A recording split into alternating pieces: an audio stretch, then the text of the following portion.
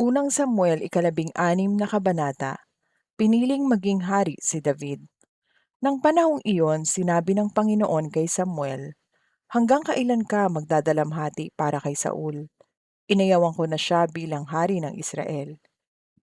Ngayon, punuin mo ng langis ang iyong sisidlan na sungay at pumunta ka kay Jesse sa Bethlehem. Pinili ko ang isa sa mga anak niya na maging bagong hari." Pero sinabi ni Samuel, "Paano ako makakapunta roon? Kapag nalaman ito ni Saul, tiyak na ipapapatay niya ako." Sinabi ng Panginoon, "Magdala ka ng isang dumalagang baka sa Bethlehem at sabihin mo sa mga tao na pumunta ka roon para maghandog sa Panginoon. Imbitahin mo si Jesse na sumama sa paghahandog at tuturuan kita kung ano ang gagawin mo. Ituturo ko sa iyo ang anak niyang pinili ko para maging hari at papahiran mo ng langis ang kanyang ulo." Sinunod ni Samuel ang iniutos ng Panginoon. Pagdating niya sa Bethlehem, sinalubong siya ng mga tagapamahala ng bayan na nanginginig sa takot. Nagtanong sila, "Kapayapaan ba ang pakay mo sa pagpunta rito?" Sumagot si Samuel, "Oo, matiwasay akong pumunta rito para maghandog sa Panginoon. Maglinis kayo ng sarili ninyo sa pagharap sa Kanya at sumama kayo sa akin sa paghahandog." Pagkatapos, ginawa ni Samuel ang seremonya para linisin si Jesse at ang mga anak niya at inanyayahan din sila sa paghahandog. Pagdating nila, nakita ni Samuel si Eliab at naisip niya, siguradong siya na ang pinili ng Panginoon na maging hari. Pero sinabi ng Panginoon kay Samuel, "Huwag mong tingnan ang tangkad at ang kakisigan niya dahil hindi siya ang pinili ko. Hindi ako tumitingin na gaya ng pagtingin ng tao. Ang tao'y tumitingin sa panlabas na kaanyuan, ngunit ang tinitignan ko'y ang puso." Tinawag ni Jesse si Abinadab at pinapunta kay Samuel. Pero sinabi ni Samuel, hindi siya ang pinili ng Panginoon. Pagkatapos, pinapunta ni Jesse si Shammah kay Samuel, pero sinabi ni Samuel, hindi rin siya ang pinili ng Panginoon. Pinapunta ni Jesse kay Samuel ang 7 niyang mga anak na lalaki, pero sinabi ni Samuel sa kanya, wala ni isa man sa kanila ang pinili ng Panginoon. Tinanong ni Samuel si Jesse, "Sila na bang lahat ang anak mo?" Sumagot si Jesse, "May isa pa, ang bunso, pero nagpapastol siya ng mga tupa." Sinabi ni Samuel, "Ipasunod mo siya. Hindi tayo magpapatuloy sa ating gagawin hanggat hindi siya dumarating." Kaya ipinatawag ni Jesse si David at pinapunta sa kanila. Magandang lalaki siya, mamula-mula ang mukha at maganda ang mga mata. Pagkatapos sinabi ng Panginoon, "Pahiran mo siya ng langis dahil siya ang pinili ko." Kaya kinuha ni Samuel ang langis at pinahiran niya sa ulo si David sa harap ng kanyang mga kapatid. Simula ng araw na iyon, napuspos siya ng espiritu ng Panginoon. At umuwi naman si Samuel sa Rama. Naglingkod si David kay Saul.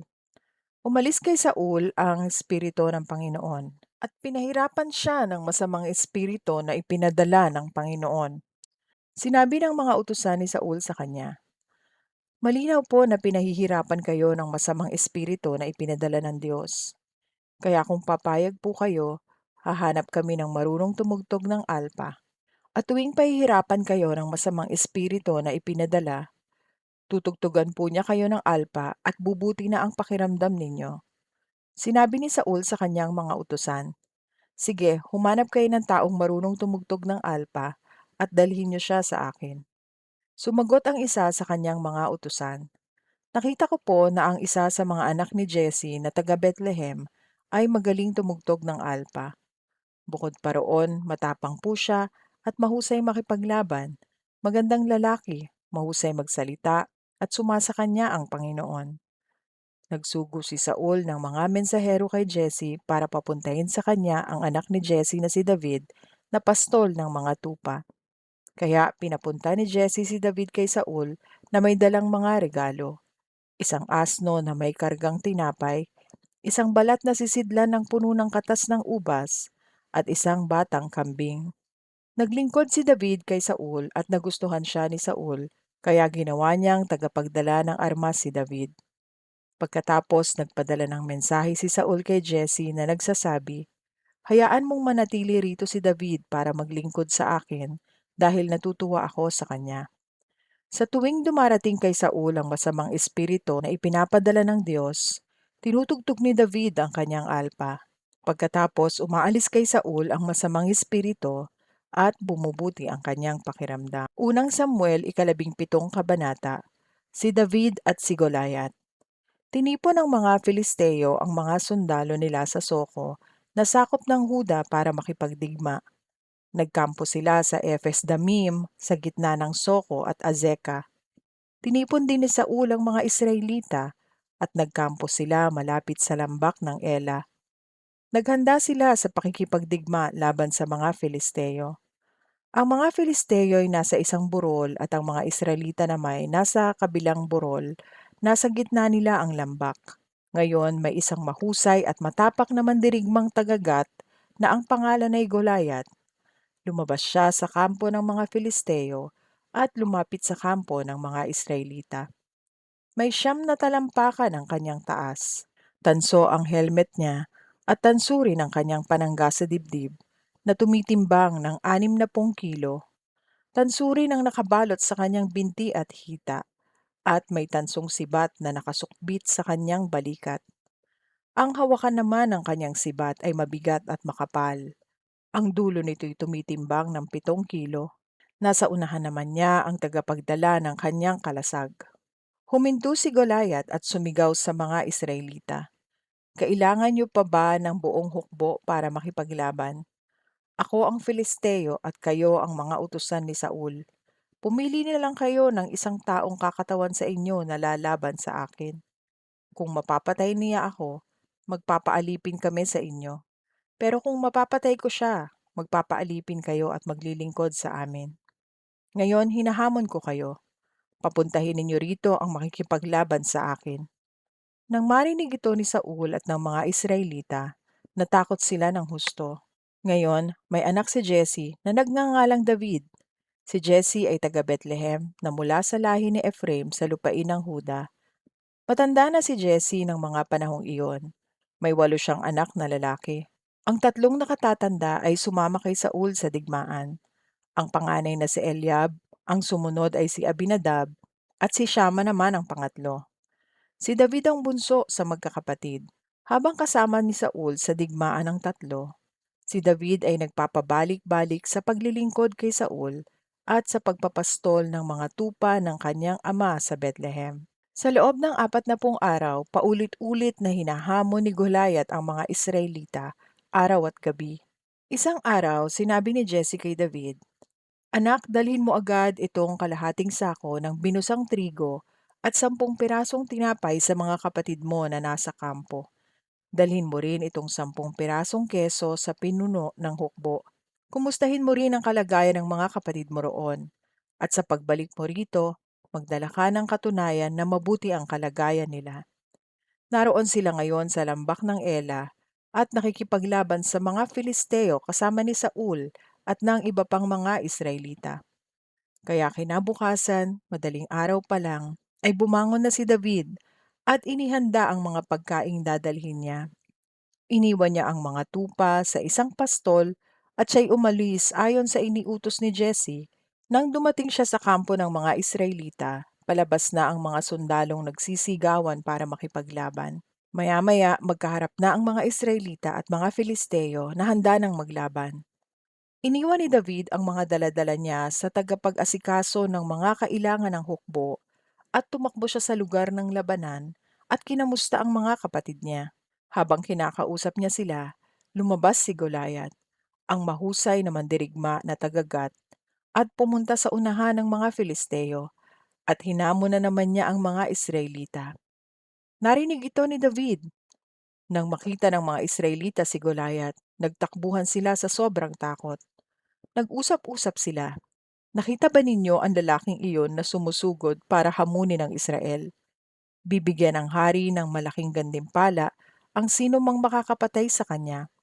Hindi lang iyan, ibibigay pa niya rito para maging asawa ang isa sa mga anak niyang babae, at ang buo niyang sambahayan ay hindi na magbabayad ng buwis sa Israel." Nagtanong si David sa mga taong nakatayo malapit sa kanya, Sino ba ang Filisteyong iyon na hindi nakakakilala sa Diyos na humahamon sa mga sundalo ng buhay na Diyos? Ano ba ang matatanggap ng taong makakapatay sa kanya para matigil na ang panghihiya niya sa Israel? At sumagot ang mga tao, tulad ng narinig mo, iyon nga ang gantimpala sa makakapatay kay Goliath. Nang marinig ito ni Eliab, ang nakatatandang kapatid ni David, na nakikipag-usap si David sa mga tao, nagalit siya. Sinabi niya kay David, "Bakit ka pumunta rito? Sino ang pinagbantay mo sa iilang tupa natin doon sa ilang? Akala mo kung sino ka? Alam ko kung gaano ka kayabang. Pumunta ka lang dito para manood ng labanan." Sinabi ni David, "Ano ba ang ginawa ko? Nagtatanong lang ako." Tinalikuran niya si Eliab at nagtanong sa iba para linawin ang mga nalaman niya kanina at ganoon din ang sagot na natanggap niya. Nakarating kay Saul ang mga sinabi ni David, kaya ipinatawag niya ito. Pagdating ni David, sinabi niya kay Saul, "Wala po ni isa man sa atin ang dapat na panghinaan ng loob dahil lang sa Filisteyong iyon. Ako na po na inyong lingkod ang makikipaglaban sa kanya." Sumagot si Saul, "Hindi mo kayang makipaglaban sa kanya. Bata ka pa." Habang siya'y mandirigma na mula pa sa kanyang pagkabata. Pero sumagot si David, "Matagal na po akong nagbabantay sa mga tupa ng aking ama. Kung may leyon o oso na tatangay sa mga tupa, tinutugis ko po ito at binubugbog, at kinukuha ang tupa. Kung lalaban ito, hinuhuli ko ito sa leeg at hinahampas hanggang sa mamatay. Nagawa ko po ito sa mga leyon at oso, at gagawin ko rin ito sa Filisteyong iyon na hindi nakakakilala sa Diyos, dahil hinahamon po niya ang mga sundalo ng buhay na Diyos. Ang Panginoon na nagligtas sa akin sa mga leyon at oso, ang siya ring magliligtas sa akin sa kamay ng Filisteyong iyon." Sinabi ni Saul kay David, "Sige, lumakad ka na, patnubayan ka sana ng Diyos." Ibinigay niya at ipinasuot kay David ang mga kasuotan niyang pandigma, ang tansong helmet at panangga sa dibdib. Pagkatapos isinukbit ni David ang espada ni Saul at sinubukang lumakad. Ngunit dahil hindi pa siya sanay na gumamit ng mga ito, sinabi niya kay Saul, "Hindi po ako makikipaglaban ng suot ang mga ito. Hindi po ako sanay." Kaya hinubad niya ang lahat ng ito. Pagkatapos kinuha niya ang kanyang tungkod, pumulot ng 5 makikinis na bato sa sapa at inilagay sa balat na lalagyan. Dala-dala niya ang kanyang tirador. Lumapit siya kay Goliath. Lumapit si Goliath kay David na pinangungunahan ng tagapagdala niya ng armas. Nang makita niyang binatilyo lamang si David, magandang lalaki at may mamula-mulang pisngi, hinamak niya ito. Sinabi niya kay David, "Aso ba ako at patpat iyang daladala mo?" At isinumpa niya si David sa ngalan ng kanyang mga Diyos. Sinabi pa niya, "Lumapit ka rito at ipapakain ko ang bangkay mo sa mga ibon at sa mababangis na hayop." Sumagot si David, "Makikipaglaban ka sa akin na ang dalay espada, sibat at punyal, pero lalabanan kita sa pangalan ng Panginoong makapangyarihan, ang Diyos ng hukbo ng Israel na iyong hinahamon. Sa araw na ito, ibibigay ka sa akin ng Panginoon. Papatayin at pupugutan kita ng ulo. Ngayong araw ding ito, ang mga bangkay ng mga kasama mong Filisteo ay ipapakain ko sa mga ibon at mababangis na hayop, at malalaman ng buong mundo na may Diyos ang Israel. Malalaman ng lahat ng nagkakatipon dito na kayang iligtas ng Panginoon ang kanyang bayan kahit na walang espada o sibat, sapagkat ang Panginoon ang makikipaglaban at ibibigay niya kayong lahat sa amin." Habang lumalapit si Goliath sa kanya, patakbo naman siyang sinalubong ni David. Kumuha siya ng bato sa kanyang lalagyan at tinirador sa noo si Goliath. Tumama ito at bumaon sa noo ni Goliath at natumba siya ng padapa sa lupa. Kaya tinalo ni David si Goliath sa pamamagitan lang ng tirador at isang bato. Napatay niya si Goliath kahit wala siyang dalang espada. Tumakbo siya papunta kay Goliath, kinuha ang espada nito at pinugutan ito ng ulo. Nang makita ng mga Filisteo na patay na ang mahusay nilang mandirigma, nagtakbuhan sila papalayo. Sumugod ang mga sundalo ng Israel at Huda na sumisigaw, at hinabol nila ang mga Filisteo hanggang sa Gat at Ekron. Nagkalat ang mga bangkay ng mga Filisteo sa daan ng Shaaraim hanggang sa Gat at Ekron. Pagkatapos nilang habulin ng mga Filisteo, Nagsibalik sila at sinamsam ang mga naiwan sa kampo ng mga Filisteo. Dinala ni David ang ulo ni Goliath sa Jerusalem at inilagay sa kanyang tolda ang mga armas ni Goliath. Habang pinagmamasdan ni Saul si David, napapalapit kay Goliath para makipaglaban. Tinanong ni Saul si Abner na commander ng mga sundalo. Abner, kaninong anak ang binatilyong iyan? Sumagot si Abner, hindi ko po alam, mahal na hari. Sinabi ni Saul, alamin mo kung kanino siyang anak. Nang bumalik si David sa kampo nila matapos niyang mapatay si Goliath, dinala siya ni Abner kay Saul. Bitbit pa niya ang ulo ni Goliath. Tinanong siya ni Saul, kanino kang anak, binata? Sumagot si David, anak po ako ng inyong lingkod na si Jesse na taga Bethlehem. Unang Samuel 18 kabanata, ang pagkakaibigan ni David at Jonathan. Matapos makipag-usap ni David kay Saul, nakilala niya ang anak nitong si Jonathan. Naging matalik silang magkaibigan at mahal ni Jonathan si David gaya ng pagmamahal niya sa kanyang sarili. Mula noon, hindi na pinauwi ni Saul si David sa kanilang bahay. Sumumpa si Jonathan kay David na magiging magkaibigan sila sa habang panahon dahil mahal niya si David gaya ng kanyang sarili. At bilang patunay ng kanyang pangako, hinubad niya ang kanyang balabal at ibinigay kay David, kasama ang kanyang pamigkis, espada, pana at sinturon. Napagtagumpayan ni David ang lahat ng ipinagawa sa kanya ni Saul, kaya siya'y ginawa nitong pinuno ng buong hukbo. Nagustuhan ito ng mga mamamayan, pati na rin ng mga opisyal ni Saul. Nainggit si Saul kay David. Nang pauwi na ang mga Israelita matapos mapatay ni David si Goliath, sinalubong si Saul ng mga babaeng mula sa lahat ng bayan ng Israel. Sumasayaw sila at umaawit na may tamborin at alpa. Ganito ang kanilang awit. Libo-libo ang napatay ni Saul, kay David naman ay tigsa 10,000. Nagalit si Saul nang mapakinggan niya ang awit nila. Naisip niya, sinasabi nilang tigsa 10,000 ang napatay ni David, pero ang sa akin ay libo-libo lang. Kulang na lang ay siya ang kilalanin nilang hari. Mula noon, binantayan na niyang mabuti si David dahil nagsiselo siya rito. Kinabukasan, pinasukan si Saul ng masamang espiritu na ipinadala ng Diyos. At umasta siya na parang baliw sa loob ng kanilang bahay. Tumutugtog si David ng alpa, gaya ng ginagawa niya bawat araw. May hawak noon na sibat si Saul at 2 beses niyang sinibat si David. Ang balak niya ay itusok si David sa dingding, pero nakailag si David at nakatakas. Natatakot si Saul kay David dahil sinasamahan nito ng Panginoon samantalang siya na may pinabayaan na ng Panginoon. Kaya para malayo sa kanya si David, ginawa niya itong commander ng 1,000 sundalo at pinamunuan ito ni David ng buong lakas sa digmaan. Nagtagumpay si David sa lahat ng ginagawa niya dahil kasama niya ang Panginoon. Nang malaman ni Saul kung gaano katagumpay si David, lalo pa siyang natakot. Pero lalo namang napamahal ang buong Israel at Huda kay David dahil pinamumunuan niya sila sa mga labanan. Isang araw sinabi ni Saul kay David, handa akong ibigay sa iyo ang panganay kong anak na si Merab bilang asawa mo, pero kailangan mo munang patunayan sa akin na isa kang matapang na mandirigma sa pamamagitan ng pakikipaglaban para sa Panginoon. At sinabi ni Saul sa sarili niya, sa pamamagitan nito ay mapapatay si David ng mga Filisteo at hindi na kailangang ako pa ang pumatay sa kanya. Pero sinabi ni David kay Saul, sino po ba ako at ang aking pamilya para maging manugang ng hari? Nang dumating ang araw na ikakasal na si Merab kay David, ipinakasal na lang ni Saul si Merab kay Adriel na taga Mehola. Samantala ang isa pang anak na babae ni Saul na si Mikal ay nagkagusto kay David.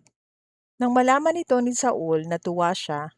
Sinabi ni Saul sa kanyang sarili, ipakakasal ko si Mikal kay David at gagawin ko siyang pain para mapatay ng mga Filisteo si David. Kaya sinabi niya kay David, may pagkakataon ka pa para maging manugang ko.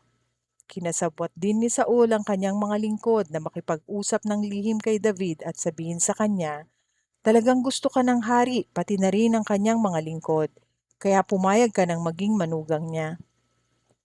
Nang sinabi nila ito kay David, sumagot siya, "Hindi ko makakayang magbayad sa hari para mapangasawa ko ang kanyang anak. Mahirap lang ako at galing sa isang hindi kilalang pamilya." Nang ibalita nila ito kay Saul, sinabi ni Saul, "Sabihin ninyo kay David na ang hinihingi ko lang na bayad sa pagpapakasal sa aking anak ay 100 balat ng pinagtulian ng mga Filisteo bilang paghihiganti sa aking mga kalaban." Pero ang plano ni Saul ay mahulog si David sa kamay ng mga Filisteo. Nang sabihin ito ng mga lingkod ni Saul kay David, natuwa siya dahil gusto niyang maging manugang ng hari. Kaya bago pa sumapit ang itinakdang araw, sinalakay ni David at ng mga tauhan niya ang mga Filisteo at napatay nila ang 200 sa mga ito. Pagkatapos kinuha nila ang mga balat ng pinagtulian ng mga Filisteo at dinala ang lahat ng ito sa hari. Kaya ibinigay ni Saul si Mikal kay David para maging asawa niya. Nang malaman ni Saul na pinapatnubayan ng Panginoon si David at nakita niya kung gaano kamahal ni Mikal si David, lalo pa siyang natakot kay David at itinuring niyang kaaway si David habang nabubuhay siya. Nagpatuloy ang labanan sa pagitan ng mga Israelita at mga Filisteo. Bawat labanan, mas nagiging matagumpay si David kaysa sa lahat ng opisyal ng hari, kaya lalong nakilala ang pangalan ni David sa buong bayan. Unang Samuel, 19 na kabanata. Tinangkang patayin ni Saul si David. Minsan, sinabi ni Saul kay Jonathan at sa lahat ng lingkod niya na patayin si David. Pero mahal ni Jonathan si David, kaya binigyan niya ng babala si David. Sinabi niya, "Naghahanap ng pagkakataon ang aking ama para patayin ka, kaya mag-ingat ka. Bukas maghanap ka ng mapagtataguan at huwag kang aalis doon. Dadalhin ko roon ang aking ama at kakausapin ko siya tungkol sa iyo. Pagkatapos sasabihin ko sa iyo ang napag-usapan namin." Kinaumagahan, kinausap ni Jonathan si Saul tungkol kay David doon sa bukid at pinuri niya ito sa harap ng kanyang ama. At sinabi, "Ama, huwag niyo pong saktan si David na inyong lingkod dahil wala siyang ginawang masama sa inyo. Nakagawa pa nga po siya ng malaking kabutihan sa inyo. Itinaya po niya ang kanyang buhay nang patayin niya ang Filisteo na si Goliath at pinagtagumpay ng Panginoon ang buong Israel. Nasaksihan niyo ito at natuwa kayo. Pero bakit gusto niyo pang ipapatay ang isang inosenteng tao na katulad ni David ng walang dahilan?" Pinakinggan ni Saul si Jonathan at sumumpa siya sa pangalan ng Panginoon na buhay na hindi na niya ipapapatay si David. Ipinatawag ni Jonathan si David at sinabi niya rito ang lahat ng pinag-usapan nila ni Saul. Dinala ni Jonathan si David kay Saul at muling pinaglingkuran ni David si Saul gaya ng dati. Muling naglaban ang mga Filisteo at mga Israelita at buong lakas na pinamunuan ni David ang mga tauhan niya sa pakikipaglaban. Sinalakay nila David ng buong lakas ang mga Filisteo, kaya natalo ang mga ito at nagsitakas. Isang araw habang nakaupo si Saul sa kanyang bahay at may hawak na sibat, sinaniba na naman siya ng masamang espiritu na pinadala ng Panginoon. Habang tumutugtog si David ng alpa, sinubukang itusok ni Saul si David sa dingding sa pamamagitan ng pagsibat dito, pero nakaiwas si David. Kinagabihan, tumakas si David. Nagpadala naman ang mga tauhan ni Saul para magmanman sa bahay ni David at para patayin ito kinaumagahan. Pero binalaan si David ng kanyang asawang si Mikal, "Kung hindi ka tatakas ngayong gabi, papatayin ka bukas." Kaya tinulungan niyang makababa si David sa bintana at tumakas si David. Kumuha naman si Mikal ng isang Diyos-Diyosan at inihiga sa kama.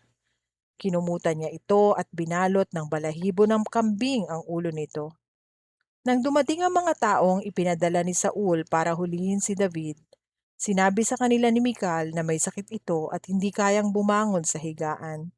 Nang ibinalita nila ito kay Saul, pinabalik sila ni Saul para tingnan nila mismo si David at sinabihan ng ganito, "Dalhin ninyo siya sa akin na nakahiga sa kanyang higaan para mapatay ko siya."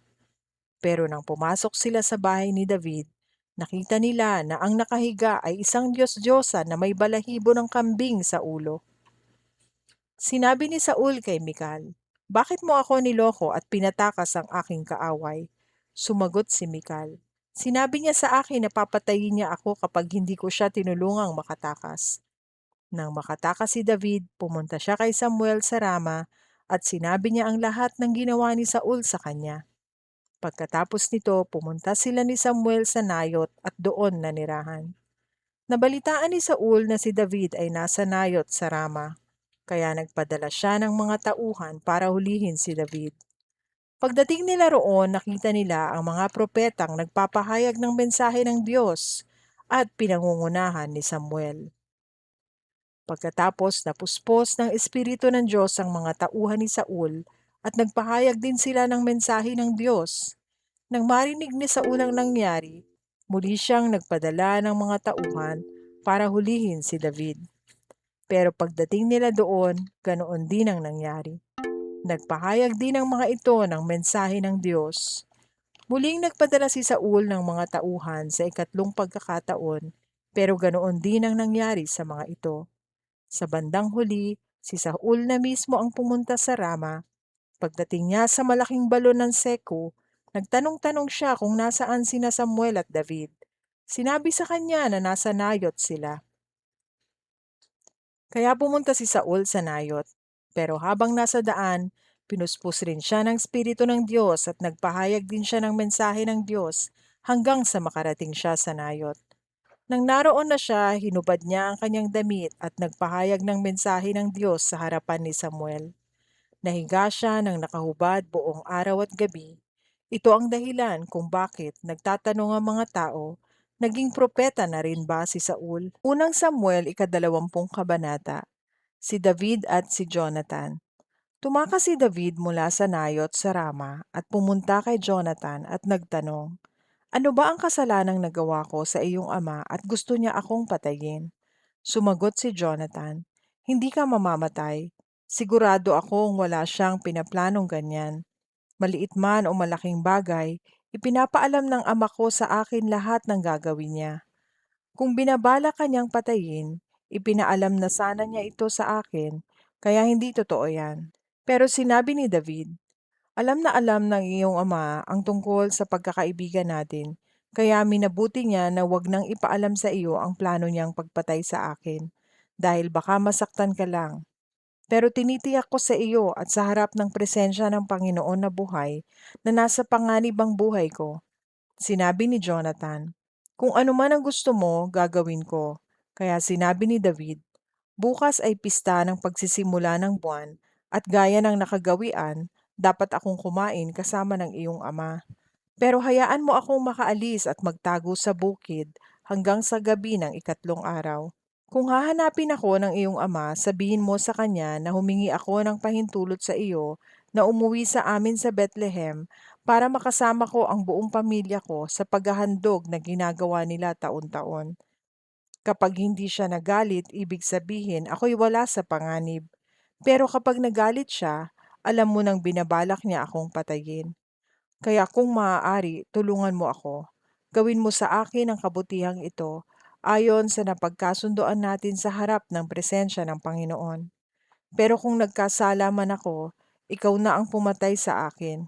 Bakit mo pa ako ibibigay sa iyong ama?" Sumagot si Jonathan, "Hindi iyan mangyayari. Kung nalalaman ko na may balak ang aking ama na patayin ka, ipapaalam ko agad sa iyo." Nagtanong si David, "Paano ko malalaman kung galit o hindi ang iyong ama?" Sinabi ni Jonathan, "Sumama ka sa akin sa bukid." Kaya nagpunta sila roon. Sinabi ni Jonathan kay David, "Nangangako ako sa Panginoon ang Diyos ng Israel na bukas sa ganito ring oras o sa susunod na araw, makikipag-usap ako sa aking ama at kung mabuti ang pakitungo niya tungkol sa iyo, ipapaalam ko sa iyo. Pero kung may balak ang aking ama na patayin ka at hindi ko ito ipinaalam sa iyo para makatakas ka, sana'y parusahan ako ng matindi ng Panginoon. Ngayon, samahan ka sana ng Panginoon gaya ng ginawa niya noon sa aking ama. At ipakita mo sana ang pagmamahal mo sa akin habang ako'y nabubuhay pa, gaya ng pagmamahal ng Panginoon sa atin. At kung patay na ako, ipagpatuloy mo pa rin ang pagmamahal sa pamilya ko, kahit pa patayin ng Panginoon ang lahat ng kaaway mo. Kaya gumawa si Jonathan ng kasunduan sa pamilya ni David at sinabi niya, ibigay ka sana ng Panginoon sa iyong mga kaaway kapag hindi ka tumupad sa kasunduan natin. At pinasumpa ulit ni Jonathan si David ng pagmamahal sa kanya dahil mahal na mahal niya si David gaya ng pagmamahal niya sa kanyang sarili. Pagkatapos sinabi niya kay David, bukas ay pista ng pagsisimula ng buwan at malalaman nila na wala ka roon dahil bakante ang upuan mo. Sa makalawa, bago gumabi, pumunta ka sa dati mong pinagtaguan sa bukid. Maghintay ka roon sa may bato ng Ezel. Darating ako at papana ng 3 beses sa gilid ng bato na parang may pinapana ako. Pagkatapos uutusan ko ang isang bata na hanapin ang palaso. Kung sasabihin ko sa kanya na nasa gilid niya ang mga palaso, lumabas ka. Tinitiyak ko sa iyo, sa harap ng presensya ng Panginoon na buhay, na wala kang dapat katakutang panganib. Pero kung sasabihin ko sa bata na nasa banda pa roon ang mga palaso, nangangahulugang ito na kailangan mong tumakas dahil pinapatakas ka ng Panginoon. Tungkol sa sumpaan natin, alalahanin mo na ang Panginoon ang ating saksi magpakailanman. Kaya nagtago si David sa bukid at nang dumating ang pista ng pagsisimula ng buwan, umupo si Haring Saul para kumain. Doon siya umupo sa dati niyang inuupuan sa tabi ng dingding. Si Jonathan naman ay naupo sa tapat niya at si Abner sa tabi niya. Pero bakante ang upuan ni David. Nang araw na iyon, hindi nagsalita si Saul tungkol sa pagkawala ni David dahil inisip niya na baka may nagawa si David na nagparumi sa kanya kaya hindi siya nakapunta. Pero nang sumunod na araw, ang ikalawang araw ng buwan, bakante pa rin ang upuan ni David. Kaya tinanong ni Saul si Jonathan, bakit hindi pumupunta rito si David na anak ni Jesse para makisalo sa atin kahapon at ngayon? Sumagot si Jonathan, nagpaalam po siya sa akin na uuwi muna siya sa Bethlehem. Sabi po kasi niya, inutusan ako ng kapatid ko na sumama muna ako sa aking pamilya na maghandog. Kaya humihingi ako ng pabor sa iyo, payagan mo akong makita ang aking mga kapatid. Iyan po ang dahilan kung bakit hindi niyo siya kasalo. Galit na galit si Saul kay Jonathan. Sinabi niya, isa kang suwail na anak. Alam kong kinakampihan mo si David. Ipinahiya mo ang iyong sarili at ang iyong ina. Habang nabubuhay si David na anak ni Jesse, hindi ka magiging hari. Kaya kunin mo siya ngayon at dalhin sa akin. Dapat siyang mamatay. Nagtanong si Jonathan, bakit po ba kailangan siyang patayin? Ano po ba ang ginawa niya? Pero sa halip na sumagot, sinibat ni Saul si Jonathan para patayin. Kaya nalaman niya na desidido ang kanyang ama na patayin si David. Dahil sa sobrang galit, umalis sa hapagkainan si Jonathan at hindi na siya kumain ng araw na iyon dahil masamang-masama ang loob niya sa kahiyahiyang inasal ng kanyang ama kay David. Kinaumagahan, pumunta si Jonathan sa bukid para makipagkita kay David gaya ng napagkasunduan. May kasama siyang batang lalaki. Sinabi niya sa bata, tumakbo ka na at hanapin mo ang mga palasong ipapana ko. Kaya tumakbo ang bata at pumana si Jonathan sa unahan nito. Nang dumating ang bata sa lugar na binagsakan ng palaso, sumigaw si Jonathan, nasa banda pa roon ang mga palaso. Magmadali ka, pulutin mo. Pinulot ng bata ang mga palaso at bumalik sa kanyang amo. Walang kaalam-alam ang bata kung ano ang kahulugan ng mga pangyayari. Sina David at Jonathan lang ang nakakaalam. Pagkatapos ibinigay ni Jonathan ang mga palaso sa bata at sinabi, dalhin mo ito pabalik sa bayan. Nang makaalis na ang bata, lumabas si David sa batong pinagtataguan niya at lumuhod sa harap ni Jonathan ng 3 beses na ang mukha'y nakadikit sa lupa bilang paggalang. Niyakap nila ang isa't isa na kapwa umiiyak, pero mas malakas ang iyak ni David. Sinabi ni Jonathan kay David, sige, sana'y maging matiwasay ang iyong paglalakbay, at sana'y tulungan tayo ng Panginoon na matupad ang mga sumpaan natin sa isa't isa, hanggang sa mga magiging angkan natin. Lumakad na si David at si Jonathan na may bumalik sa bayan. Unang Samuel, ika-21 kabanata. Pumunta si David sa Nob. Pumunta si David sa Nob at tumuloy kay Ahimelech na siyang pari sa Nob. Nanginig sa takot si Ahimelech nang makita si David. Nagtanong siya, "Bakit nag-iisa ka lang?" Sumagot si David, "May iniutos sa akin ng hari at pinagbili na niya ako na huwag ipagsasabi kahit kanino ang pakay ko rito. Ang mga tauhan ko na may sinabihan ko na magkita-kita na lang kami sa isang lugar. May pagkain ka ba rito?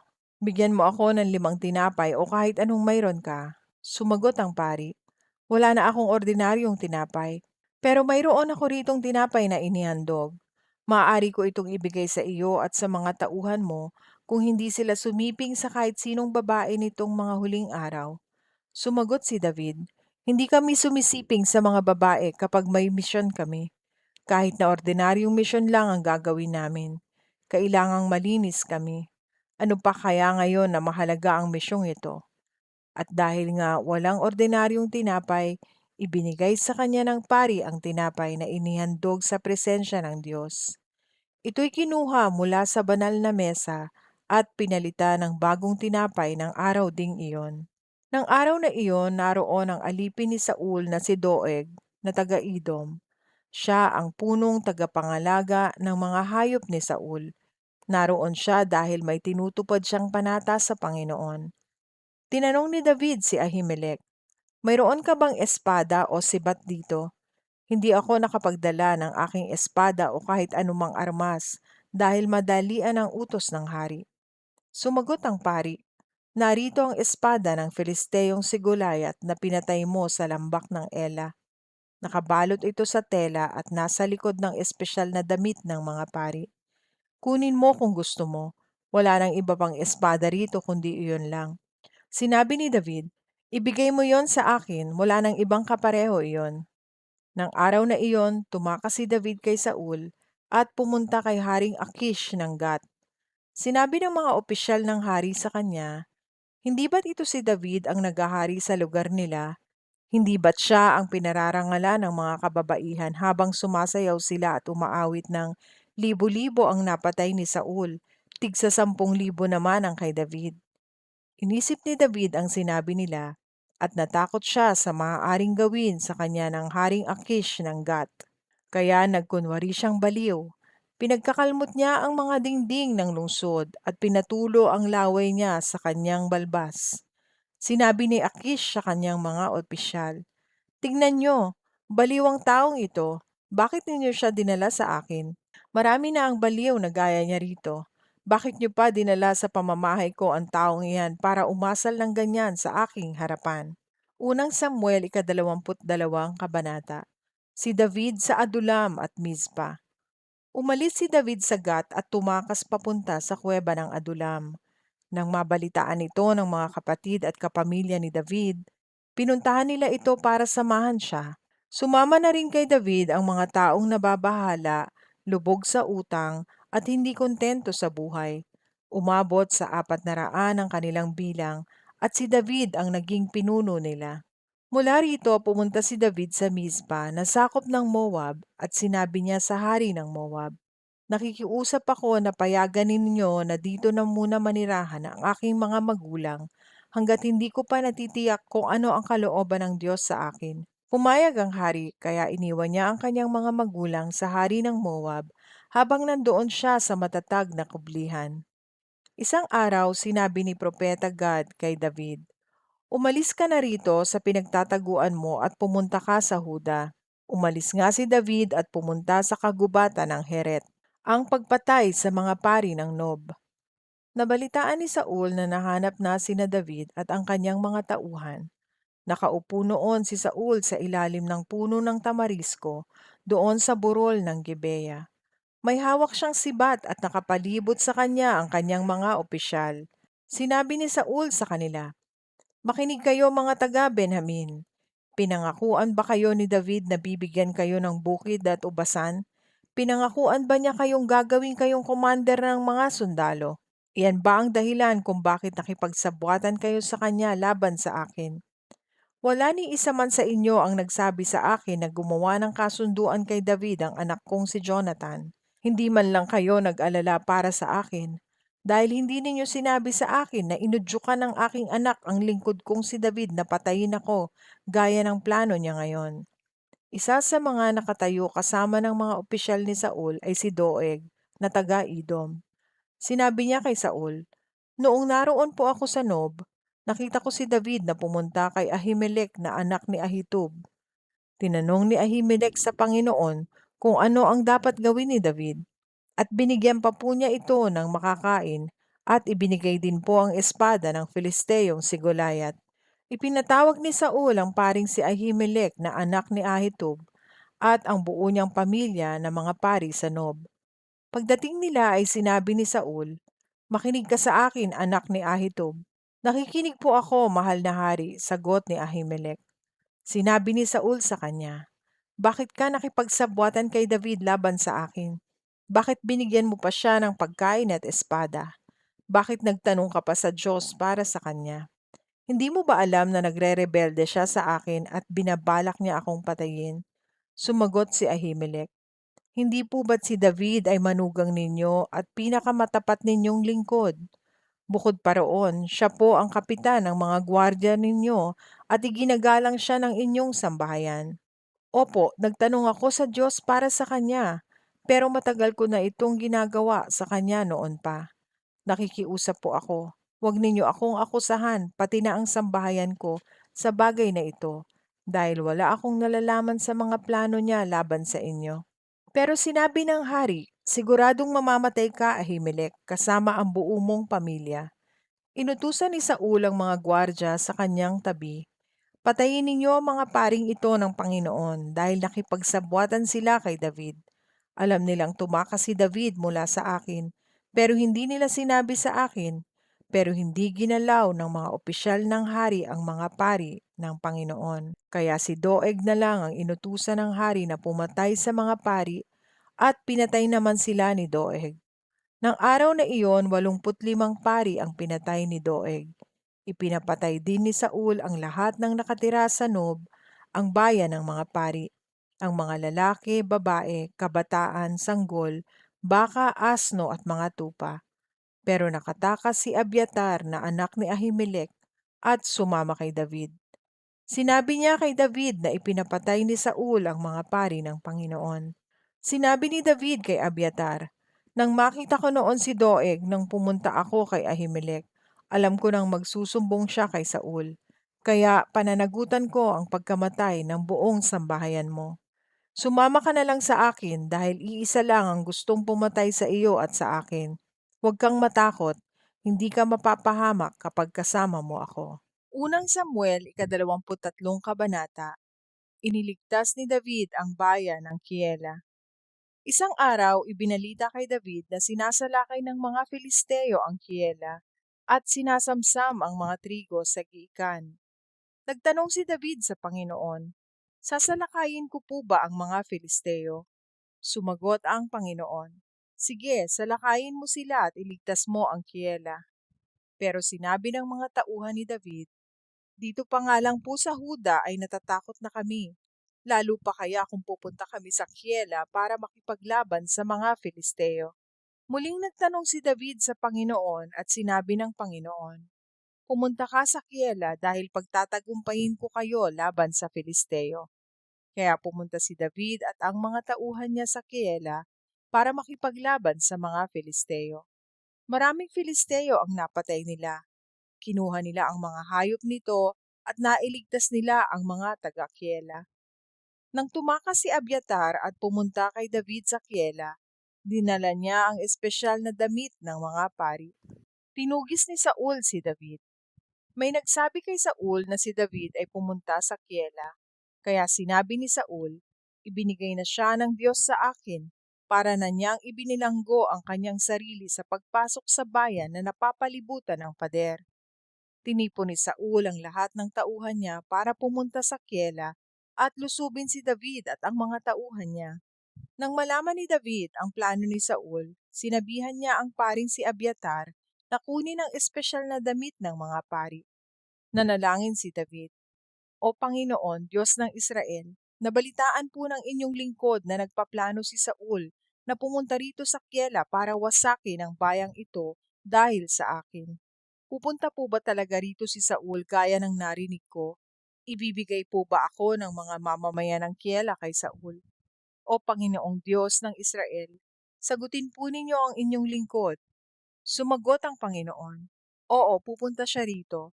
Muling nagtanong si David, ako at ang aking mga tauhan ba ay ipapaubaya ng mga mamamayan ng Kiela sa kamay ni Saul?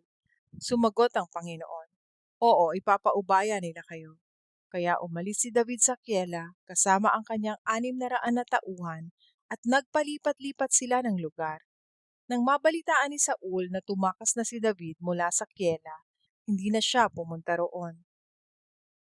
Nagtago si David sa mga kuta sa ilang at sa kaburulan ng disyerto ng Ziph. Araw-araw ay hinahanap siya ni Saul, pero hindi siya ibinigay ng Diyos kay Saul. Isang araw habang naroon pa si David sa Hores, sa disyerto ng Ziph, nabalitaan niya na pumunta roon si Saul para patayin siya. Pinuntahan siya ni Jonathan para palakasin ang pananampalataya niya sa Diyos. Sinabi ni Jonathan, "Huwag kang matakot, hindi ka magagalaw ng aking ama.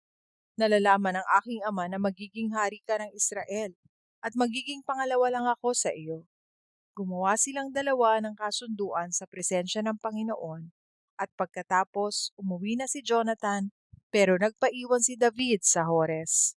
Ngayon may mga taga-Ziph na pumunta kay Saul sa Gibea at nagsabi, "Nagtatago po si David sa amin doon sa Hores, sa kaburulan ng Hakila, sa gawing timog ng Jeshimon. Kaya mahal na hari, pumunta po kayo roon anumang oras na gustuhin ninyo, at kami na ang bahala. Ibibigay namin sa inyo si David."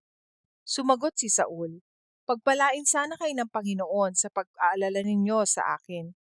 Lumakad na kayo at tiyakin ninyo kung saan siya pumupunta at kung sino ang nakakita sa kanya roon, dahil alam kong napakatuso niya. Alamin ninyo kung saan siya pwedeng magtago at bumalik kayo rito kapag sigurado na kayo. Pagkatapos sasama ako sa inyo, at kung naroon pa siya, hahanapin ko siya kahit saan sa lupain ng Huda." Kaya nauna sila kay Saul papuntang Ziph. Samantala si David at ang kanyang mga tauhan ay nasa disyerto ng Maon sa Araba, sa gawing timog ng Jeshimon. Pagdating ni Saul at ng mga tauhan niya sa Ziph, hinanap nila si David. Nang malaman ito ni David, nagtago siya sa malaking bato sa disyerto ng Maon at doon siya nanirahan. Nang mabalitaan ito ni Saul, pumunta siya sa disyerto ng Maon para hanapin si David. Habang sina Saul at ang mga tauhan niya ay nasa kabilang gilid ng bundok, sina David at ang mga tauhan naman niya ay nasa kabilang gilid at nagmamadaling makalayo kay Saul. Nang malapit na silang maabutan ni Saul at ng kanyang mga tauhan, dumating ang isang mensahero at sinabi kay Saul, "Bumalik po muna kayo dahil sinasalakay ng mga Filisteo ang ating bayan." Kaya tumigil si Saul sa paghabol kina David at bumalik para labanan ang mga Filisteo. At dahil sa lugar na iyon, naghiwalay si David at si Saul. Tinawag ang lugar na iyon na Batong Pinaghiwalayan. Mula roon, dumiretso si David sa mga kuta ng En-gedi at doon nagtago. Unang Samuel, 24 na kabanata. Hindi pinatay ni David si Saul. Nang bumalik si Saul mula sa pakikipaglaban sa mga Filisteo, sinabi sa kanya na naroon si David sa disyerto ng En-gedi. Kaya pumili si Saul ng 3,000 tao galing sa buong Israel at lumakad sila para hanapin si David, malapit sa mabatong lugar na tinitirhan ng maiilap na kambing. Nakarating si Saul sa kulungan ng mga tupa sa tabi ng daan, kung saan may kuweba roon. Pumasok siya sa loob ng kuweba at doon dumumi. Doon pala sa kaloob-loobang bahagi ng kuweba nagtatago si David at ang mga tauhan niya. Sinabi ng mga tauhan ni David, "Dumating na ang panahong sinabi ng Panginoon na ibibigay niya sa iyo ang iyong kaaway, at ikaw na ang bahala kung ano ang gusto mong gawin sa kanya." Dahan-dahang lumapit si David kay Saul at pumutol ng kapirasong tela sa laylayan ng damit nito nang hindi nito namamalayan. Pero nakonsensya si David dahil pinutol niya ang laylayan ng damit ni Saul. Sinabi niya sa kanyang mga tauhan, "Huwag sanang ipahintulot ng Panginoon na gawan ko ng masama ang aking hari, ang hinirang ng Panginoon na maging hari." Sa sinabing ito ni David, sinaway niya ang kanyang mga tauhan at hindi niya sila pinayagang salakayin si Saul. Umalis si Saul at nagpatuloy sa paglalakbay. Maya-maya lumabas ng kuweba si David at tinawag si Saul. Mahal na hari, nang lumingon si Saul, nagpatira pa si David sa kanyang harapan bilang paggalang. At sinabi niya kay Saul, "Bakit kayo naniniwala sa mga taong nagsasabi na nagbabalak akong patayin kayo? Sa araw na ito, nakita niyo kung paano kayo ibinigay ng Panginoon sa aking mga kamay doon sa loob ng kuweba.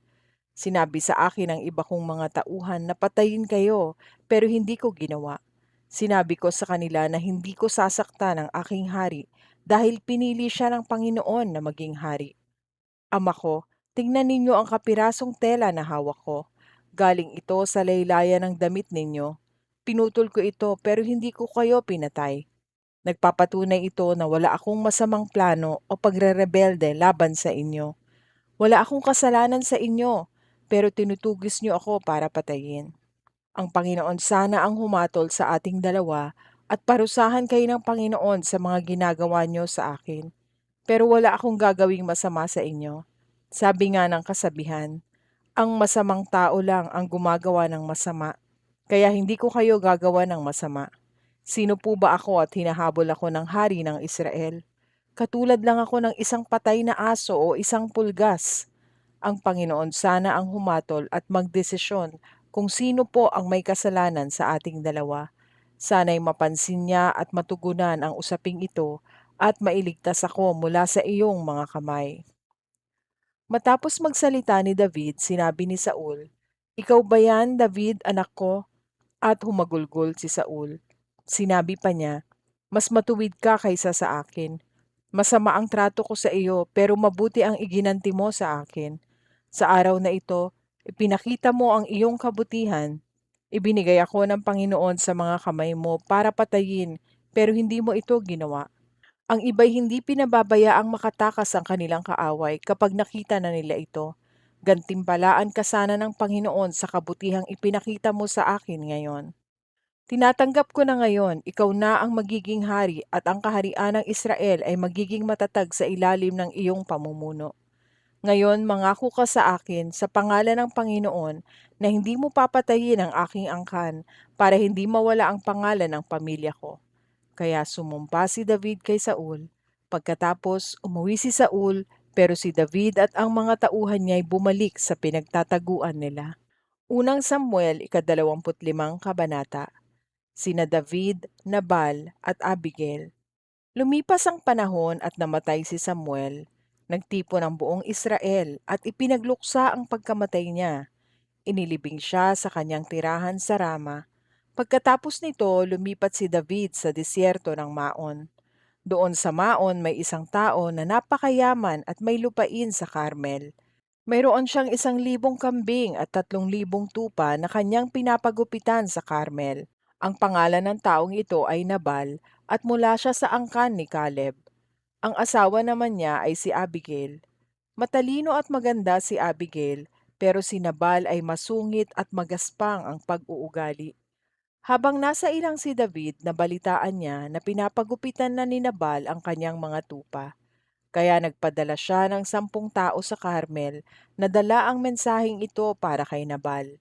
"Biyayaan ka sana ng mahabang buhay, maging masagana sana ang buo mong sambahayan at ang lahat ng pag-aari mo. Nabalitaan ko na nagpapagupit ka ng iyong mga tupa. Nang nakasama namin ang mga pastol mo sa Carmel, hindi namin sila sinaktan at walang anumang nawala sa kanila. Tanungin mo sila at sasabihin nila ang totoo. Ngayon nakikiusap ako na pakitaan mo ng kabutihan ang mga tauhan ko dahil pista ngayon. Ituring mo akong anak at ang mga alipin ko bilang iyong alipin. Pakibigay sa amin ang anumang gusto mong ibigay." Pagdating ng mga tauhan ni David kay Nabal, ipinaabot nila ang mensahe ni David at naghintay. Tinanggihan ni Nabal si David. Sino ba ang David na ito na anak ni Jesse? Sa panahon ngayon, maraming alipin ang tumatakas sa kanilang mga amo. Bakit ko naman ibibigay sa iyo ang tinapay, tubig at karning para sa mga manggugupit ng mga tupa ko, gayong hindi ko nga alam kung saang lupalop kayo nang galing? Bumalik ang mga tauhan ni David at isinalaysay ang lahat ng sinabi ni Nabal. Nang marinig niya ang lahat ng ito, sinabi niya sa kanyang mga tauhan, "Isukbit ninyo ang inyong mga espada." Kaya isinukbit ng mga tauhan niya ang kanilang mga espada. At ganoon din ang ginawa ni David. Mga 400 tao ang sumama kay David at 200 ang naiwan para bantayan ang mga kagamitan. Isa sa mga alipin ni Nabal ang nagsabi kay Abigail na kanyang asawa, "Nagsugo si David ng mga mensahero rito galing sa disyerto para kumustahin ang amo naming si Nabal, pero ininsulto pa niya sila. Mabuti ang mga taong iyon sa amin, hindi nila kami ginawa ng anumang masama. Sa buong panahon na naroon kami sa bukid malapit sa kanila, walang anumang nawala sa amin. Binantayan nila kami araw at gabi habang nagbabantay kami ng mga tupa. Pag-isipan mong mabuti ang nararapat mong gawin dahil mapapahamak ang asawa mo at ang kanyang buong sambahayan. Napakasama niyang tao kaya walang nangangahas na makipag-usap sa kanya." Walang sinayang na oras si Abigail. Nagpakuha siya ng 200 tinapay, 2 balat na sisidlan na puno ng katas ng ubas, 5 kinatay na tupa, 1 sako ng binusang trigo, 100 dakot ng pasas, at 200 dakot ng igos. Pagkatapos ipinakarga niya ito sa mga asno at sinabi sa kanyang mga utusan, "Mauna na kayo, susunod na lang ako." Pero hindi niya ito ipinaalam sa asawa niyang sinabal. Habang nakasakay si Abigail sa kanyang asno at paliko na sa gilid ng bundok, nakita niyang padating naman si David at ang mga tauhan nito. Samantala, sinasabi ni David, "Walang saysay ang pagbabantay natin sa mga ari-arian ni Nabal sa disyerto para walang mawala sa mga ito. Masama pa ang iginanti niya sa mga kabutihang ginawa natin. Parusahan sana ako ng Diyos ng napakatindi kapag may itinira pa akong buhay na lalaki sa sambahayan niya pagdating ng umaga." Nang makita ni Abigail si David, dali-dali siyang bumaba sa kanyang asno at lumuhod sa harapan ni David bilang paggalang. Sinabi niya, "Pakiusap po, pakinggan niyo ako. Inaako ko na po ang pagkakamali ng aking asawa. Huwag niyo na pong pag-aksayahan ng panahon si Nabal. Napakasama niyang tao. Nababagay lang sa kanya ang pangalan niyang Nabal na ang ibig sabihin ay hangal. Ipagpaumanhin niyo po pero hindi ko nakita ang mga mensaherong pinapunta niyo kay Nabal. Ngayon po, niloob ng Panginoon na hindi matuloy ang paghihiganti at pagpatay ninyo para hindi madungisan ang inyong mga kamay. Sa kapangyarihan ng buhay na Panginoon at ng buhay niyo, naway matulad kay Nabal ang kahihinatnan ng inyong mga kaaway at ng lahat ng naghahangad ng masama laban sa inyo. Kaya kung maaari, tanggapin ninyo ang mga regalong ito na dinala ko para sa inyo at sa inyong mga tauhan. Patawarin niyo po sana ako kung mayroon man akong mga pagkukulang. Nakakatiyak ako na gagawin kayong hari ng Panginoon at magpapatuloy ang paghahari ninyo sa lahat ng inyong salinlahi, dahil nakikipaglaban kayo para sa Kanya. Wala sanang makakapanaig na kasamaan sa inyo habang kayo'y nabubuhay. Kahit may humahabol sa inyo para patayin kayo, iingatan kayo ng Panginoon na inyong Diyos. Ililigtas kayo ng kanyang mga kamay tulad ng pag-iingat ng isang tao sa isang mamahaling bagay. Pero ang inyong mga kaaway ay ihahagis na parang batong ibinala sa tirador. Kapag natupad na ang lahat ng kabutihang ipinangako sa inyo ng Panginoon at maging hari na kayo ng Israel, hindi kayo uusigi ng inyong konsensya dahil hindi kayo naghiganti at pumatay ng walang sapat na dahilan. At kapag pinagtagumpay na kayo ng Panginoon, nakikiusap ako na huwag niyo po akong kalimutan na inyong lingkod. Sinabi ni David kay Abigail, "Purihin ang Panginoon, ang Diyos ng Israel, na nagpadala sa iyo ngayong araw na ito para makipagkita sa akin. Salamat sa Diyos sa mabuti mong pagpapasya. Dahil dito, iniwas mo ako sa paghihiganti at pagpatay. Kung hindi ka nagmadaling makipagkita sa akin, wala sanang matitirang buhay na lalaki sa sambahayan ni Nabal bukas ng umaga. Isinumpa ko iyan sa buhay na Panginoon, ang Diyos ng Israel, na siyang pumigil sa akin sa paggawa sa iyo ng masama." Tinanggap ni David ang mga regalo ni Abigail at sinabi, "Umuwi ka na at huwag ka nang mag-alala. Gagawin ko ang mga sinabi mo." Nang dumating si Abigail sa bahay nila, nagdiriwang sila Nabal na parang pista sa kaharian. Sobrang saya ni Nabal at lasing na lasing, kaya hindi na niya sinabi rito hanggang umaga ang pakikipagkita niya kay David. Kinaumagahan, nang wala na ang pagkalasing nito, sinabi sa kanya ni Abigail ang nangyari. Inatake siya sa puso at hindi na nakagalaw. Pagkaraan ng 10 araw, pinalala ng Panginoon ang kalagayan niya at siya'y namatay. Nang mabalitaan ni David na patay na si Nabal, sinabi niya, "Purihin ang Panginoon, siya ang gumanti kay Nabal dahil sa pangiinsulto niya sa akin. Hindi na niya hinayaang ako pa ang gumawa noon. Pinarusahan niya si Nabal sa masama niyang ginawa sa akin." Pagkatapos, nagpadala ng mensahe si David kay Abigail na hinihiling niya na maging asawa niya ito. Pagdating ng mga mensahero sa Carmel, sinabi nila kay Abigail, "Pinapunta kami ni David sa iyo upang sunduin ka at gawing asawa niya." Lumuhod si Abigail at sinabi, "Pumapayag ako, handa akong paglingkuran siya pati na ang kanyang mga alipin." Dali-daling sumakay si Abigail sa asno at sumama sa mga mensahero ni David. Kasama niya ang 5 niyang aliping babae at naging asawa siya ni David. Pinakasalan din ni David si Ahinoam na taga Jezreel at 2 silang naging asawa ni David. Ang unang asawa ni David na si Mikal ay ibinigay ni Saul kay Paltiel na anak nila Ish na taga Galim. Unang Samuel 26 na kabanata. Muling kinaawaan ni David si Saul. Isang araw may pumuntang mga taga-Ziph kay Saul sa Gibea at nagsabi, "Nagtatago po si David sa kaburulan ng Hakila na nasa harapan ng Jeshimon." Kaya umalis si Saul patungo sa ilang ng Ziph kasama ang 3,000 na kanyang piniling tauhan mula sa Israel para hanapin si David.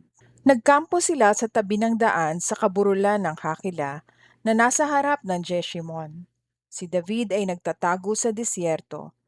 Nang mabalitaan ni David na nasundan siya doon ni Saul, nagpadala siya ng mga espiya at nalaman niyang dumating nga si Saul. Pagkatapos naghanda si David at pumunta sa kampo ni Saul. Nakita niya si Saul at si Abner na anak ni Ner na pinuno ng hukbo ng mga sundalo. Napapalibutan si Saul ng mga sundalo na natutulog. Tinanong ni David si Ahimelech na Heteo at si Abishai na anak ni Zeruya at kapatid ni Joab, "Sino sa inyo ang sasama sa akin para pumasok sa kampo ni Saul?" Sumagot si Abishai, "Ako po, sasama ako sa inyo." Kaya pinasok ni na David at Abishai ang kampo ni Saul at natagpuan nila itong natutulog, na ang sibat ay nakatusok sa lupa sa ulunan ni Saul. Sinabi ni Abishai kay David, "Sa araw na ito, ipinagkaloob sa inyo ng Diyos ang tagumpay laban sa inyong kaaway. Payagan niyo akong saksakin siya ng sibat na iyon at nang mabaon hanggang sa lupa. Isang saksak ko lang sa kanya at hindi na kailangang ulitin." Pero sinabi ni David kay Abishai, "Huwag mo siyang patayin. Parurusahan ng Panginoon ang sinumang papatay sa kanyang piniling hari. Sinisiguro ko sa iyo, sa presensya ng buhay na Panginoon, na ang Panginoon mismo ang papatay sa kanya, o mamamatay siya sa digmaan o dahil sa katandaan. Pero huwag sanang ipahintulot ng Panginoon na ako ang pumatay sa kanyang piniling hari. Kunin na lang natin ang sibat at ang lalagyan niya ng tubig na nasa kanyang ulunan at umalis na tayo." Kaya kinuha ni David ang sibat at ang lalagyan ng tubig na nasa ulunan ni Saul at umalis na sila. Nakaalis sila nang walang nakakaalam o nakakakita sa nangyari. Walang nagising sa kanila dahil pinahimbing ng Panginoon ang kanilang pagtulog. Pagkatapos, umakyat sina David sa burol na nasa kabilang gilid ng kampo hanggang sa di kalayuan. Sumigaw si David kay Abner na anak ni Ner at sa mga kasama niyang sundalo, "Abner, naririnig mo ba ako?" Sumagot si Abner, "Sino ka? Ano ang kailangan mo sa hari?" Sumagot si David, "Hindi ba't ikaw ang pinakamagiting na lalaki sa buong Israel? Bakit hindi mo binantayang mabuti ang hari na iyong amo? May nakapasok diyan para patayin siya. Hindi tamang pabayaan mo ang hari. Isinusumpa ko sa buhay na Panginoon, dapat kang mamatay pati na ang mga tauhan mo dahil hindi ninyo binantayan ang inyong amo, ang haring pinili ng Panginoon." Tingnan niyo nga kung makikita pa ninyo ang sibat at lalagyan ng tubig na nasa ulunan niya. Nakilala ni Saul ang boses ni David kaya sinabi niya, David anak, ikaw ba yan? Sumagot si David, Ako nga po, mahal na hari. Bakit ninyo hinahabol ang inyong lingkod? Ano ba ang ginawa kong masama? Mahal na hari, pakinggan ninyo ang sasabihin ko. Kung ang Panginoon ang nag-udyok sa inyo para patayin ako, tanggapin sana niya ang aking handog. Pero kung galing lang ito sa tao, sumpain sana sila ng Panginoon. Dahil itinaboy nila ako mula sa aking tahanan at inutusang sumamba sa ibang mga Diyos. Huwag sanang ipahintulot na mamatay ako sa ibang lupain na malayo sa Panginoon. Bakit ako pinag-aaksayahang habulin ng hari ng Israel, gayong tulad lang ako ng pulgas? Bakit ninyo ako hinahabol na gaya lang ng ibon sa kabundukan? Sinabi ni Saul, Nagkasala ako, bumalik ka na, David anak ko, at hindi ko natatangkaing saktan ka dahil hindi mo ako pinatay ngayong araw na ito. Naging isa akong hangal dahil sa ginawa ko. Napakalaki ng aking kasalanan. Sumagot si David, Narito na ang sibat ninyo, ipakuha ninyo sa inyong tauhan. May gantimpala ang Panginoon sa mga taong matapat at gumagawa ng matuwid. Ibinigay kayo ng Panginoon sa aking mga kamay sa araw na ito, pero tumanggi akong patayin kayo dahil kayo ang piniling hari ng Panginoon. Binigyan ko ng halaga ang buhay ninyo ngayon at sana'y bigyan din ng halaga ng Panginoon ang buhay ko at iligtas niya ako sa lahat ng kapahamakan.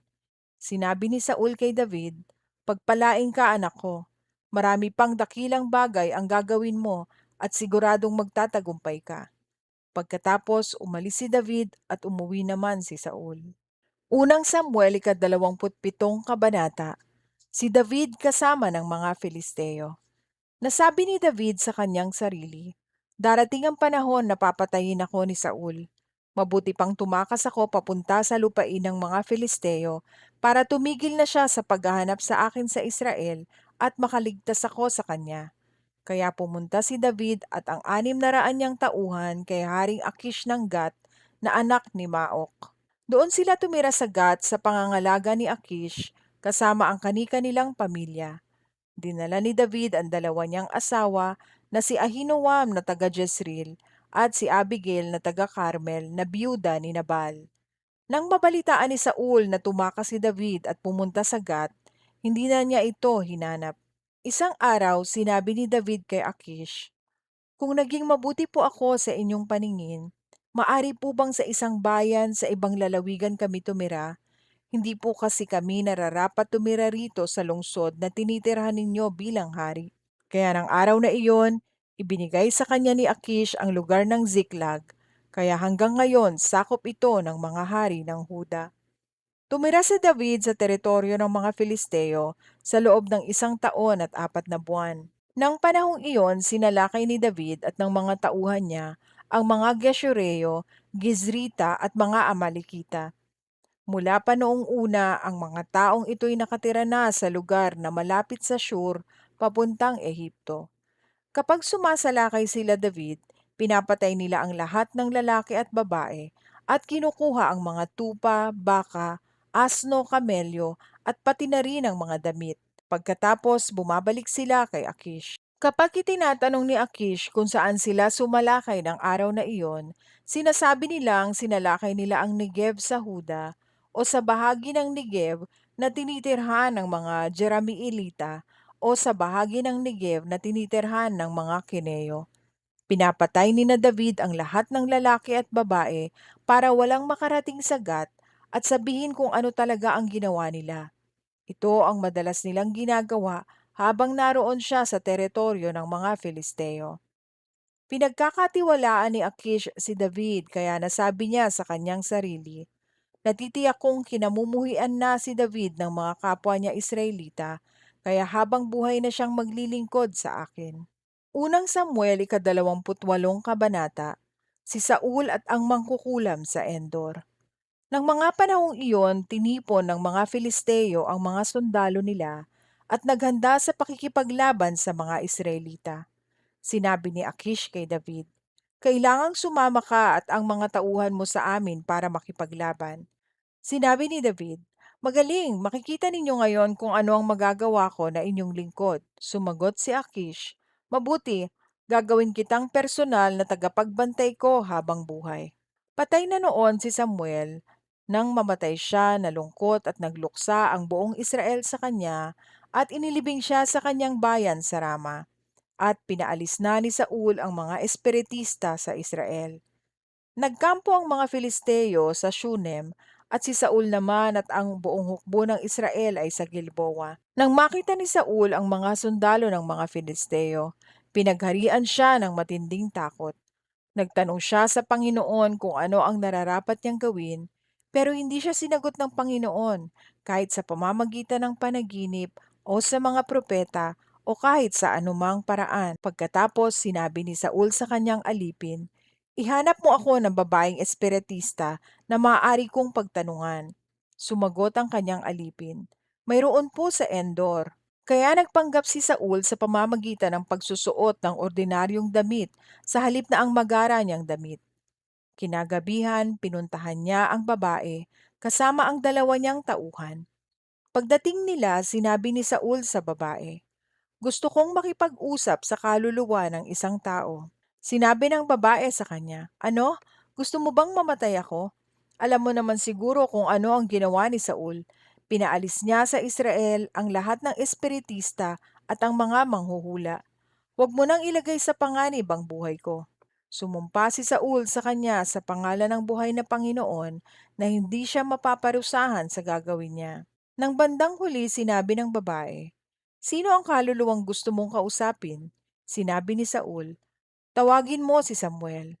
Kaya tinawag ng babae si Samuel. At nang makita ng babae si Samuel, sumigaw siya ng malakas at sinabi niya kay Saul, niloko niyo po ako, kayo po si Saul. Sinabi ni Saul, huwag kang matakot. Ano ba ang nakita mo? Sumagot ang babae. Nakita ko po ang isang kaluluwa na lumalabas galing sa lupa. Nagtanong si Saul, ano ba ang itsura niya? Sumagot siya, isa pong matandang lalaki na nakabalabal. Natiyak ni Saul na si Samuel iyon kaya nagpatira pa siya bilang paggalang sa kanya. Sinabi ni Samuel kay Saul, bakit mo ako ginagambala sa pamamagitan ng pagtawag sa akin? Sumagot si Saul, mayroon akong malaking problema. Sinasalakay kami ng mga Filisteo at tinalikuran na ako ng Diyos. Hindi na siya sumasagot sa pamamagitan man ng panaginip o ng mga propeta. Ipinitawag kita para sabihin mo sa akin kung ano ang dapat kong gawin. Sinabi ni Samuel, bakit ako ang tinatanong mo? Hindi ba tinalikuran ka na ng Panginoon at naging kaaway mo siya? Tinupad ng Panginoon ang sinabi niya sa pamamagitan ko. Kinuha niya sa iyo ang kaharian ng Israel at ibinigay sa kapwa mo Israelita na si David. Ginawa ito ng Panginoon sa iyo ngayon dahil hindi mo sinunod ang utos niyang iparanas ang kanyang galit sa lahat ng Amalekita. Bukas, ikaw at ang mga Israelita ay ibibigay ng Panginoon sa mga Filisteo at makakasama kita at ang iyong mga anak na lalaki sa lugar ng mga patay. Nang marinig ito ni Saul, natumba siya at nasubsob sa lupa. Matindi ang takot niya sa sinabi ni Samuel. Hinang-hina rin siya sa gutom dahil hindi siya kumain buong araw at gabi. Nilapitan ng babae si Saul at nang makita niya na takot si Saul, sinabi niya, mahal na hari, tinupad ko na po ang ipinag-uutos ninyo sa akin kahit na alam kong nasa panganib ang buhay ko. Nakikiusap po akong pakinggan ninyo ang inyong lingkod. Bibigyan ko kayo ng pagkain para manumbalik ang inyong lakas at makapagpatuloy kayo sa inyong paglalakbay. Pero tumangging kumain si Saul. Tinulungan ng mga tauhan ni Saul ang babae sa pagpilit sa kanya para kumain at pumayag na rin siya. Tumayo siya mula sa lupa at naupo sa higaan. Kinatay agad ng babae ang pinapataba niyang guya, nagmasa ng harina at nagluto ng tinapay na walang pampaalsa. Inihain niya ang mga ito kay Saul at sa mga tauhan nito at kumain sila. Pagkatapos, umalis na rin sila ng gabing iyon. Unang Samuel 29 na kabanata. Bumalik si David sa Ziklag. Tinipon ng mga Filisteo ang lahat ng sundalo nila sa Afek at ang mga Israelita naman ay nagkampo sa may bukal ng Jezreel. Habang nagmamarcha papunta sa labanan ng mga pinuno ng mga Filisteo, kasama ang mga sundalo nilang nakagrupo ng 100 at 1,000, nakasunod naman kina Haring Akish sina David at ang kanyang mga tauhan.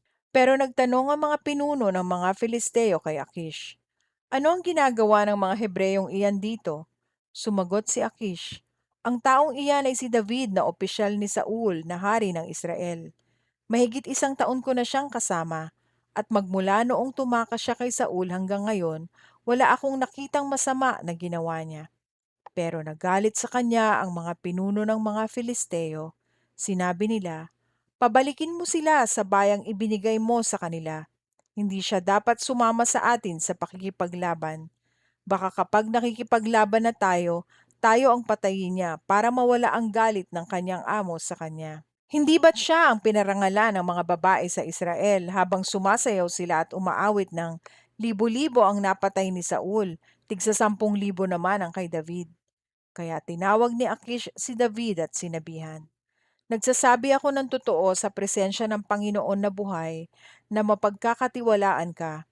Kung sa akin lang, gusto kong sumama ka sa pakikipaglaban ko dahil mula pa noong araw na sumama ka sa akin hanggang ngayon, wala akong nakitang masama sa iyo. Pero walang tiwala sa iyo ang ibang pinuno. Kaya umuwi ka na lang at huwag kang gagawa ng kahit anong hindi nila magugustuhan. Umuwi ka ng matiwasay." Tinanong siya ni David, "Ano po bang kasalanang nagawa ko mula nang sumama ako sa inyo hanggang ngayon, mahal na hari? Bakit hindi ako pwedeng sumamang makipaglaban sa mga kaaway ninyo?" Sumagot si Akish, "Alam ko na mabuti kang tao tulad ng isang anghel ng Diyos, pero ayaw kang isama ng aking mga komander sa labanan. Maaga kang bumangon bukas at umuwi ka kasama ang mga tauhan mo bago pa sumikat ang araw." Kaya maagang bumangon sina David at ang kanyang mga tauhan para bumalik sa lupain ng mga Filisteo, at pumunta naman ang hukbo ng mga Filisteo sa Jezreel. Unang Samuel 30 kabanata. Sinalakay ni David ang mga Amalekita. Nakarating si David at ang mga tauhan niya sa Ziklag ng 3 araw. Sinalakay ng mga Amalekita ang Negev at Ziklag. Nilusob nila ang Ziklag at sinunog ito. Binihag nila ang mga babae at ang lahat ng tao dito, bata man o matanda. Walang pinatay kahit isa, pero binihag nila ang mga ito sa kanilang pag-alis. Nang makarating si David at ang mga tauhan niya sa Ziklag, nakita nila na nasunog na ang kanilang lugar at ang kanilang mga asawa at anak ay binihag. Kaya si David at ang mga tauhan niya ay umiyak ng husto hanggang maubusan sila ng lakas dahil sa pag-iyak. Kasama sa mga bihag ang 2 asawa ni David na si Ahinoam na taga Jezreel at si Abigail na taga Carmel na biyuda ni Nabal. Sobrang nag-alala si David dahil masama ang loob ng kanyang mga tauhan sa pagkabihag ng mga asawa at anak nila, at balak nilang batuhin siya. Pero pinalakas siya ng Panginoon na kanyang Diyos. Kaya sinabi ni David sa paring si Abiatar na anak ni Ahimelech, "Dalhin mo sa akin ang espesyal na damit ng pari." Dinala nga ito ni Abiatar sa kanya. Nagtanong si David sa Panginoon, "Hahabulin ko po ba ang mga sumalakay sa amin? Matatalo ko po ba sila?" Sumagot ang Panginoon, "Oo, habulin mo sila. Siguradong matatalo mo sila at maililigtas mo ang mga bihag." Kaya lumakad si David kasama ang 600 niyang tauhan at nakarating sila sa lambak ng Besor. Nagpaiwan doon ang 200 niyang tauhan dahil pagod na sila para tumawid pa sa lambak. Pero nagpatuloy si David sa paghabol kasama ang 400 niyang tauhan. Nakita ng ilang mga tauhan ni David ang isang Ehipsyo sa bukid. Dinala nila ito kay David at binigyan nila ng tubig at tinapay. Binigyan din nila ang Ehipsyo ng kapirasong tuyong igos at 2 tumpok ng pasas dahil 3 araw na siyang hindi kumakain ni umiinom. Pagkatapos niyang kumain, nanumbalik ang kanyang lakas. Tinanong siya ni David, "Sino ang amo mo? Taga saan ka?" Sumagot siya, "Isa po akong Ehipsyo at alipin ng isang Amalekita. Iniwan ako ng amo ko, 3 araw na po ang nakakaraan dahil nagkasakit ako. Bigla po naming sinalakay ang mga Kereteo sa Negev sa lupain ng Huda at ganoon din ang katimugang bahagi ng Negev na tinitirhan ng mga angkan ni Caleb. Sinunog din po namin ang Ziklag. Nagtanong si David sa kanya, "Masasamahan mo ba kami sa mga taong bumihag sa pamilya namin?" Sumagot siya, "Opo, kung maipapangako nyo sa pangalan ng Diyos na hindi nyo ako papatayin o ibabalik sa aking amo, sasamahan ko po kayo sa kanila."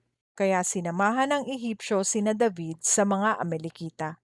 Doon nadatnan nila ang mga Amalekitang nakakalat na kumakain, umiinom at nagkakasayahan dahil marami silang nasamsam sa lupain ng mga Filisteo at Huda. Sinalakay sila ni David at ng mga tauhan niya mula sa paglubog ng araw hanggang sa kinagabihan ng sumunod na araw. Walang nakatakas sa mga Amalekita, maliban sa 400 kabataang lalaki na sumakay sa kamelyo nila at tumakas. Nabawi ni David ang lahat ng kinuha sa kanila ng mga Amalekita, pati ang dalawa niyang asawa. Walang nawala, bata man o matanda, lalaki man o babae, o kahit ano sa mga nakuha ng mga Amalekita. Nabawing lahat ni David ang mga ito. Pagkatapos nakuha rin niya ang lahat ng tupa at baka at pinauna ng mga tauhan niya ang mga hayop na ito sa harapan ng iba pang mga hayop habang sinasabi, "Ito ang mga samsam para kay David." Nang makarating na sina David sa lambak ng Besor, sinalubong sila ng 200 niyang tauhan na hindi nakasama dahil sa sobrang pagod. Lumapit sina David sa kanila at binati niya ang mga ito. Pero may masasama at walang silbing mga tauhan na nagsabi, "Hindi sila dapat bigyan ng bahagi ng mga nasamsam natin sa Amalekita dahil hindi naman sila sumama sa atin. Kunin na lang nila ang mga asawa at anak nila at umalis na sila." Sumagot si David, "Mga kapatid, hindi tama iyan. Huwag ninyong ipagdamot ang ibinigay ng Panginoon sa atin. Iningatan niya tayo at tinulungang magtagumpay sa ating mga kaaway. Sino sa tingin ninyo ang makikinig sa inyo? Dapat bigyan ng lahat. Pareho lang ang bahagi ng mga nagpaiwan para magbantay sa kagamitan at ng mga sumama sa labanan." Ang tuntuning ito ay ginawa ni David para sundin ng mga Israelita at ipinapatupad pa rin ito hanggang ngayon. Nang dumating sila sa Ziklag, pinadalhan niya ng ilang bahagi ng mga nasamsam nila ang mga kaibigan niyang tagapamahala ng Huda, kasama ang mensaheng, "Ito ang regalo ko sa inyo galing sa mga nasamsam namin sa mga kaaway ng Panginoon." Ipinadala ang mga ito sa mga sumusunod na bayan: Betel, Ramot Negev, Hatir, Aroer, Sifmot, Estemoa, Rakal, sa mga bayan ng mga Jerameelita at mga Kineo, sa Horma, Bor Ashan, Atak, Hebron at iba pang mga lupain na kanilang napuntahan. Unang Samuel, ika-31 kabanata. Ang kamatayan ni Saul at ng kanyang mga anak. Nakipaglaban ang mga Filisteo sa mga Israelita sa bundok ng Gilboa. Maraming namatay sa mga Israelita, at ang iba sa kanila ay nagsitakas. Hinabol ng mga Filisteo si Saul at ang mga anak niyang lalaki, at pinatay nila ang mga anak niyang sina Jonathan, Abinadab, at Malki-Shua. Matindi ang labanan ni na Saul at ng mga Filisteo. Tinamaan siya ng pana at malubhang nasugatan. Sinabi ni Saul sa tagapagdala ng kanyang armas, "Bunutin mo ang iyong espada at patayin ako, dahil kung hindi, silang mga hindi nakakakilala sa Diyos ang papatay sa akin at pagtatawanan pa nila ako." Pero natakot ang tagapagdala niya ng armas na patayin siya, kaya kinuha ni Saul ang sarili niyang espada at sinaksak ang sarili. Nang makita ng tagapagdala ng armas na patay na si Saul, sinaksak din niya ang kanyang sarili at namatay sa tabi ni Saul. Kaya ng araw na iyon, namatay si Saul, ang 3 niyang anak na lalaki, ang tagapagdala niya ng armas at ang lahat ng tauhan niya. Nakita ng mga Israelitang nakatira sa kabilang bahagi ng lambak ng Jezreel at sa kabilang ilog ng Hordan ang pagtakas ng mga sundalong Israelita at pagkamatay ni Saul at ng kanyang mga anak.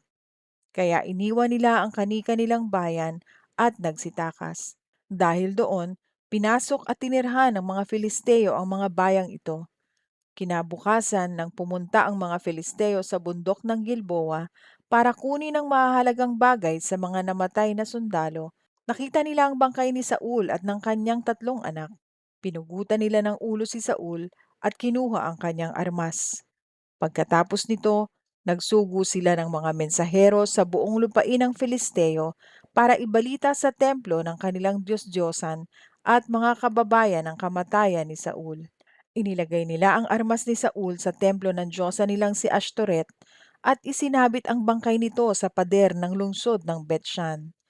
Nang mabalitaan ng mga taga Jabes Gilead ang ginawa ng mga Filisteo kay Saul, lumakad ang lahat ng matatapang nilang mandirigma ng buong gabi hanggang sa makarating sila sa Bethshan.